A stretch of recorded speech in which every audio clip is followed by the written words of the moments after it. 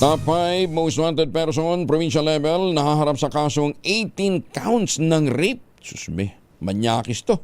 Sa Ordaneta City, Pangasinan, na-aresto na rin. Detalye ng balita mula kay Freddy Fajardo, Aris 38, Masantos, Yakosan. Itsike umin sa ating mga suki dyan sa Pangasinan, Freddy. Masantos siya kabusan Kuyang Angel.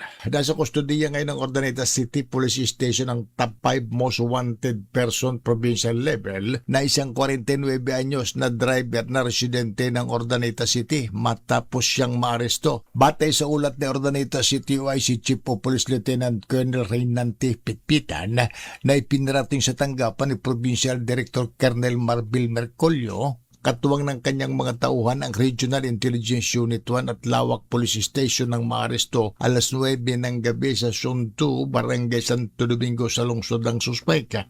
Ang pagka-aresto rito ay sa bisa ng warrant of arrest na pinalabas ng Regional Trial Court, First Judicial Region Ordaneta City para sa kasong 18 count of rape with no bail ban recommended. Sa ngayon ay hinihintay na lamang ng mga otoridad ng commitment order na ilalabas ng hukuman upang mailipat ang suspect sa BGNP. Mula sa Action Radio Pangasinan, ito si Freddy Fajardo, Aris 38, nag-uulat para sa DCRH, una sa Pilipinas, una sa Pilipinas.